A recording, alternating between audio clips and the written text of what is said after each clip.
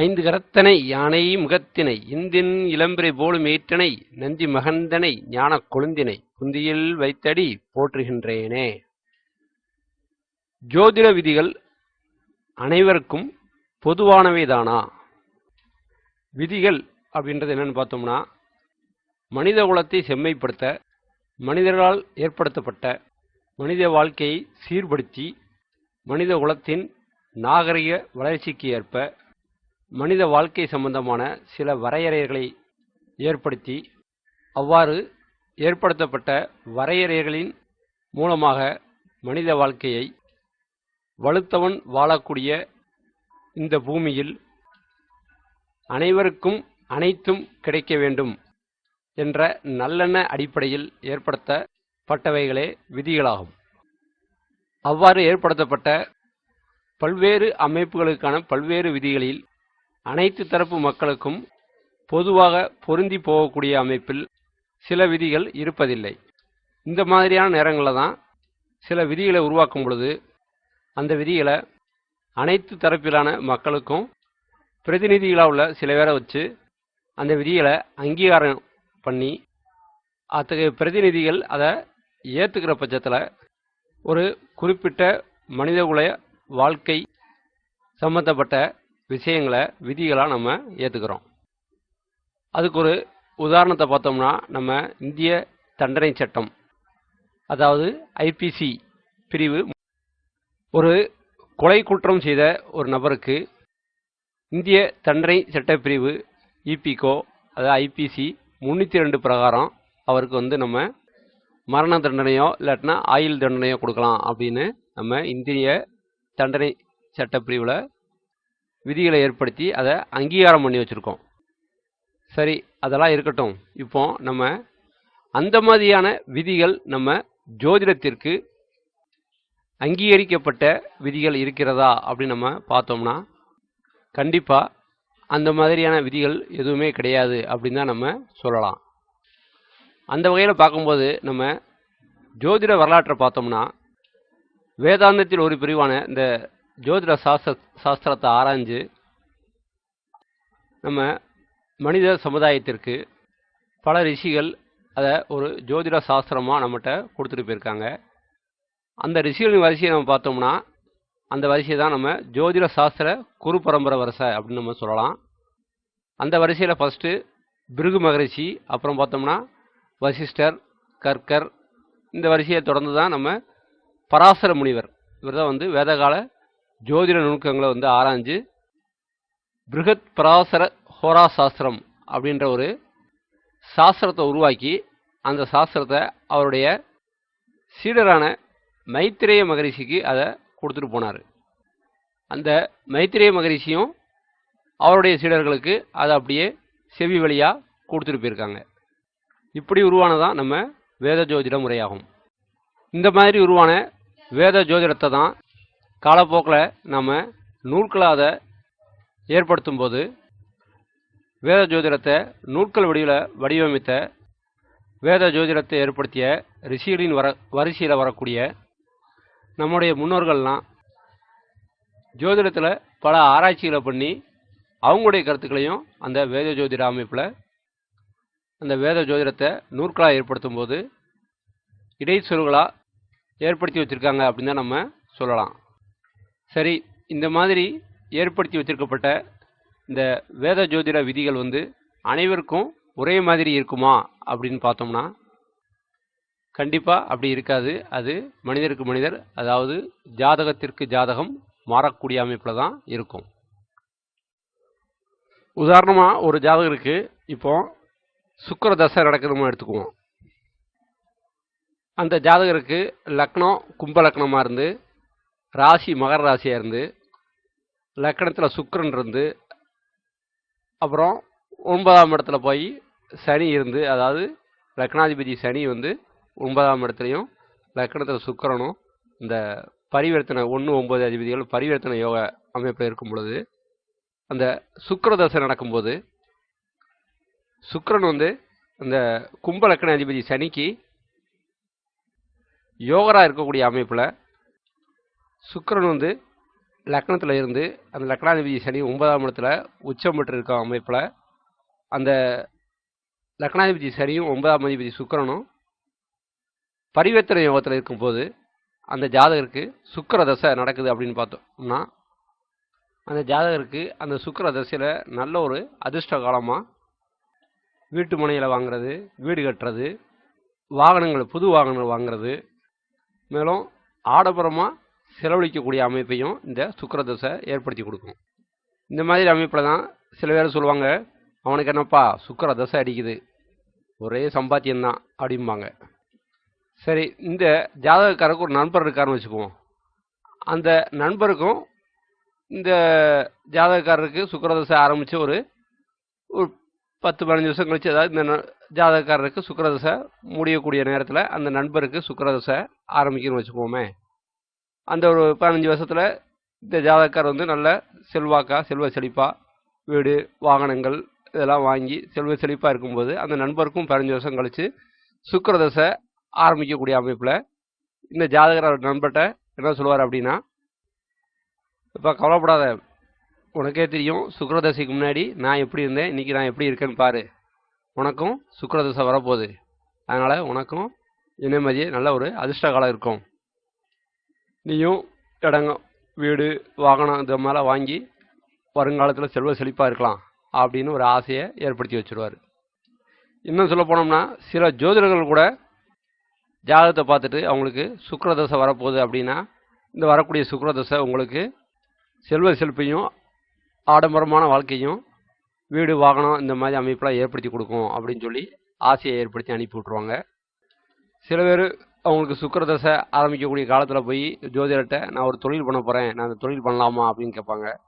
உடனே இவங்க பார்த்துட்டு ஆமாம் உங்களுக்கு சுக்கிர தசை வருதே, நீங்கள் தொழில் பண்ண நல்லாயிருக்கும் ஆரம்பிங்க அப்படின்னு சொல்லி ஒரு தவறுதலான பலனை சொல்லி அனுப்பக்கூடிய அமைப்பையும் இந்த தசாபுத்தி காலங்கள் சரியாக கணிக்கப்படாமல் சொல்லும்போது ஏற்படுத்தப்படும். அது எப்படி ஒருத்தருக்கு சுக்கிர தசை நல்ல யோகத்தை செஞ்சது, அதே சுக்கிர தசை இவருக்கு மட்டும் ஏன் யோகத்தை செய்ய மாட்டீங்க அப்படின்னு பார்த்தோம்னா இந்த ஜாதகருடைய அமைப்பு அப்படி இருக்கும். உதாரணமாக இப்போ பார்த்தோம்னா நம்ம ஏற்கனவே பார்த்த அந்த ஜாதகருடைய நண்பருக்கு லக்னம் வந்து மீன லக்னமாகி ராசி வந்து தனுசு ராசியாக இருந்து சுக்கிரன் வந்து அவருக்கு 8ஆம் இடத்த துலாத்தில் சுக்கிரன் இருக்க அமைப்பில் அந்த ஜாதகருடைய நண்பருக்கு ஜாதகர் மாதிரியே ஒரு 15 வருஷம் கழித்து ஒரு சுக்கிர தசை அவருடைய வாழ்நாளின் நடுப்பதில் சுக்கிர தசை வரும்போது அவர் என்ன எதிர்பார்ப்பார், நம்ம நண்பருக்கு சுக்கிர தசை நல்ல ஒரு அமைப்பை ஏற்படுத்தி கொடுத்தது, நமக்கும் அதே மாதிரி சுக்கிர தசை நல்லதாக தான் இருக்கும் அப்படின்னு அவர் எதிர்பார்த்துட்டு இருக்கும்போது இந்த சுக்கிர தசை இந்த ஜாதகருடைய நண்பரை அந்த சுக்கிர தசையுடைய தசா காலத்தில் அந்த 8ஆம் இடத்து பலன்களையும் 3ஆம் இடத்து பலன்களையும் கொடுத்து பத்தாக்குறைக்கு லக்னாதிபதி குருவுக்கு சுக்கிரன் பகை அமைப்பில் இருக்கிற அந்த தன்மையில் இந்த சுக்கிர தசை அந்த ஜாதகருக்கு ரொம்பவே கெடுபலன்களை கொடுக்கக்கூடிய அமைப்பில் தான் இருந்திருக்கும். இந்த அமைப்பில் இந்த ஜாதகரும் நம்ம நண்பருக்கு சுக்கிர தசையில் நல்ல ஒரு யோகமான அமைப்பாக இருந்தது, நமக்கு மட்டும்தான் இந்த சுக்கிர தசை யோகமான அமைப்பை செய்யாமல் நம்மளை கஷ்டப்படுத்துது அப்படின்னு ஜாதகருடைய நண்பர் வந்து புலம்ப ஆரம்பிச்சிருவார். ஆக ஒரே சுக்கிர தசை இரு நண்பர்களில் ஒருத்தருக்கு ரொம்ப அதிர்ஷ்டத்தையும் இன்னொருத்தருக்கு அதிர்ஷ்டம் இல்லாத கெடுபலங்களை கொடுக்கக்கூடிய ஒரு அமைப்பையும் ஏற்படுத்தி கொடுக்குது. இந்த அமைப்பில் இன்னொரு உதாரண ஜாதகத்தை பார்ப்போம். அந்த ஜாதகத்தில் அந்த ஜாதகருக்கு லக்னம் வந்து ரிஷப லக்னம், ராசி மகர ராசி, லக்னாதிபதி சுக்கிரன் வந்து 11ஆம் இடத்துல உச்சம் பெற்று நல்ல ஒரு அமைப்பில் இருப்பாங்க. அதே நேரத்தில் சனி வந்து 10ஆம் இடத்துல இருந்து குருவுடைய நேரடி பார்வையில் சனி 10ஆம் இடத்துல நல்ல ஒரு அமைப்பில் இருக்கும் பொழுது அந்த ஜாதகருக்கு 7.5 சனி நடக்குன்னு வச்சுக்கோமே. அதுவும் ஜாதகருடைய ஒரு 40 வயசுக்கு அப்புறம் 7.5 சனி நடக்குது அப்படின்னு நம்ம எடுத்துக்கிட்டோம்னா நமக்கு ஒரு பொதுவான ஒரு இது சொல்லுவாங்க. என்னென்னா வாழ்க்கையில் முதல் சுற்று சனி தான் கஷ்டப்படுத்தும், 2ஆம் சுற்று சனி வந்து அவங்களுக்கு நல்லதொரு யோகா அமைப்பாக இருக்கும். அதாவது முதல் சுற்று சனி வந்து மங்கு சனி, 2ஆவது சுற்று சனி வந்து பொங்கு சனி, 3ஆவது சுற்று சனி தான் மரண சனி. இந்த ஜாதகருக்கு பொங்கு சனி நடக்குது, ஒரே சம்பாத்தியம்தான், நல்லா செல்வ செழிப்பாக இருக்கார் அப்படின்னு அந்த சமூகத்தில் அந்த ஜாதகர் மேலே ஒரு எண்ணம் எப்படி இருக்கும் அப்படின்னு பார்த்தோம்னா, இந்த ஜாதகருக்கு பொங்கு சனி நடக்கிறதுனால அந்த ஜாதகர் வந்து நல்ல யோக அமைப்பில் இருக்காரு அப்படின்ற ஒரு எண்ணம் தான் இருக்கும். ஆனால் பார்த்தோம்னா அந்த ஜாதகருக்கு நடக்கக்கூடிய சனி தசை வந்து யோகமாக இருக்கிறதுக்கு காரணம், அந்த ஜாதகருக்கு லக்னம் வந்து ரிஷப லக்னம். லக்னத்துக்கு சனி வந்து யோகக்காரர் வந்து இந்த லக்னாதிபதி சுக்கிரனுக்கு வந்து சனி வந்து யோக அமைப்பில் இருக்கும் பொழுது அந்த ஜாதகருக்கு சனி தசையும் நடந்துக்கிட்டு இருந்து, அந்த சனி தசை நடக்கும்போது 7.5 சனி அமைப்பு வந்ததுன்னா அந்த ஜாதகர் கண்டிப்பாக யோகமான அமைப்புகளையே, அதாவது யோக பலன்களே பெறக்கூடிய அமைப்பில் தான் இருந்திருப்பார். இந்த மாதிரி ஜாதகத்தை தான் ஜாதகக்காரங்களை பார்த்துட்டு தான் மக்கள் என்ன நினைப்பாங்க, இவருக்கு 45 வயசு ஆகுது, இவருக்கு 2வது சுற்று சனி நடக்கிறனால இவருக்கு பொங்கு சனி நடக்குது, அதனால தான் இந்த ஜாதகர் வந்து ரொம்ப அதிர்ஷ்டமாக நல்லது ஒரு அமைப்பில் தலைமுறைக்கும் நல்ல சொத்து சேர்த்து வச்சிட்டாரு அப்படின்னு பேசக்கூடிய அமைப்பை தான் இந்த சனி தசையும் அந்த 7.5 சனி அமைப்பும் இந்த ஜாதகருக்கு ஏற்படுத்தி கொடுத்துருக்கோம். இதை பார்த்துட்டு மற்ற இன்னொரு இதே மாதிரி ஒரு அமைப்புள்ள 45 வயசில் ஒரு ஜாதகருக்கு 7.5 சனி நடக்கக்கூடிய காலத்தில் அவருக்கும் 2வது சுற்று சனி தான், அவருக்கு பொங்கு சனியாக இருக்கும் அப்படின்னு அந்த ஜாதகர் எதிர்பார்த்தாருன்னா அது நடக்காமல் போகும். அது ஏன் அப்படின்னு பார்த்தோம்னா, அந்த ஜாதகருக்கு லக்னம் கடக லக்னமாகி ராசி விருச்சிக ராசி ஆகி, அதாவது ராசி அதிபதி சந்திரன் வந்து நீச்சம் பெற்று அதுவும் சூரியனோட அமாவாசை யோகத்தில் இருக்கும் பொழுது அந்த ஜாதகருக்கு சனி தசையை நடந்து 7.5 சனி அமைப்பு ஏற்படுச்சுன்னு வச்சுக்கோங்களேன். அந்த ஜாதகருக்கு 45 வயசுல அந்த 7.5 சனி 2வது சுற்று வரும்பொழுது அந்த ஜாதகருக்கு பொங்கு சனி, மற்றவங்க சொல்கிற மாதிரி 2வது சுற்று பொங்கு சனியாக இருக்கும் அப்படின்னு நம்ம எதிர்பார்த்தோம்னா கண்டிப்பாக இருக்காது. அந்த ஜாதகருக்கு பொதுவாகவே இந்த கடக லக்கணத்திற்கு சனி என்ற அமைப்பு வந்து கெடுபலன்களை செய்ய, ஏன்னா 8ஆம் இடத்து சனி கெடுபலன்களை செய்யக்கூடிய அமைப்பில் வந்து அந்த ஜாதகருக்கு அந்த சனி தசை காலமும் அந்த 2ஆம் சுற்று 7.5 சனி காலமும் கண்டிப்பாக அவருக்கு கெடுபலன்களை கொடுக்கக்கூடிய அமைப்பில் தான் இருக்கும். அதுலேயும் அந்த ஜாதகருக்கு சனி வேற உச்சமாக இருந்து அந்த சனிக்கு வந்து சுபகிரகங்களின் பார்வையும் இல்லாத அமைப்பில் வந்து இந்த சனி தசை அந்த ஜாதகரை ரொம்பவே கஷ்டப்படுத்தக்கூடிய அமைப்பில் தான் இருக்கும். ஆக ஒரே சனி தசையும் ஒரே 2ஆம் சுற்று 7.5 சனி காலம், அதாவது பொங்கு சனி காலம் சொல்லக்கூடிய 2ஆம் சுற்று 7.5 சனி காலம் அப்படின்ற ஒரு காலம் ஒரு ஜாதகருக்கு நல்ல அமைப்பையும் இன்னொரு ஜாதகருக்கு கெடுதல் பலன்களை செய்யக்கூடிய அமைப்பிலையும் தான் இருக்குது. ஆக ஜோதிடத்தில் கொடுக்கப்பட்டுள்ள விதிகளை வந்து நம்ம மற்ற அமைப்புகளுக்கு உள்ள விதிகள் மாதிரி, அதாவது நம்ம இந்திய தண்டனை சட்டப்பிரிவுகளில் உள்ள விதிகள்லாம் வந்து நம்ம அந்த விதிகளை என்ன சொல்லுதோ அப்படியே நம்ம அமல்படுத்துவோம். அந்த மாதிரிலாம் நம்ம ஜோதிடத்தில் அமல்படுத்த முடியாது. ஜோதிட விதிகளை வந்து அந்த ஜாதக அமைப்புக்கு தகுந்த மாதிரி தான் அந்த லக்னம், லக்னாதிபதி, ராசியாதிபதி இந்த அமைப்புகள்லாம் பார்த்து தான் அதுக்கப்புறம் அந்த விதிகளை வந்து நம்ம அந்த ஜாதகத்தில் நம்ம பொருத்தி பார்த்து பலன் சொல்லணும். அதை விட்டு பொதுவாக நம்ம ஒரு ஜாதகருக்கு சுக்கிர தசை வருதுனாலே நல்லா இருக்கும், இல்லை 2வது சுற்று 7.5 சனி நடக்குது அதனால் அது பொங்கு சனி காலம் நல்லா சம்பாத்தியம் பண்ணலாம் அப்படின்னு நீங்கள் ஒரு தவறான பலனை நீங்கள் கணிச்சிங்கன்னா, இல்லாட்டினா ஒரு தவறான வழிகாட்டுதல் பேரில் ஒரு ஜாதகரை நீங்கள் வழி நடத்துனீங்கன்னா அந்த ஜாதகருக்கு அந்த ஜாதகர் அந்த காலகட்டங்களில் தொடங்கக்கூடிய தொழில்களாலும் மற்ற அமைப்புகளாலும் நஷ்டமும் மனவேதனையும் மனக்கலக்கமும் பெறக்கூடிய அமைப்பையே இந்த ஜாதக பலன்கள் ஏற்படுத்தி கொடுக்கும். அதனால் மற்ற அமைப்புகளுக்கு உள்ள விதி மாதிரியே நம்ம ஜோதிட விதிகளையும் நூல் பிடிச்ச மாதிரி இந்த அமைப்பு இந்த இடத்துல, அதாவது 1ஆம் இடத்துல இந்த கிரகம் இருந்ததுன்னா இப்படி தான், 2ஆம் இடத்துல இந்த கிரகம் இருந்தால் இப்படி தான், இல்லை 10ஆம் இடத்துல இந்த கிரகம் இருந்துச்சுன்னா இப்படி தான் பலன் இருக்கணும் அப்படின்னு நம்ம கண்டிப்பாக சொல்லக்கூடாது. ஒரு ஜாதகருடைய ஜாதக அமைப்புக்கு தகுந்த மாதிரி தான் அந்த விதிகளை நம்ம பொருத்தி பார்த்து அதுக்கப்புறம் தான் நம்ம ஒரு தெளிவான பலனை நம்ம கணிக்கணும்.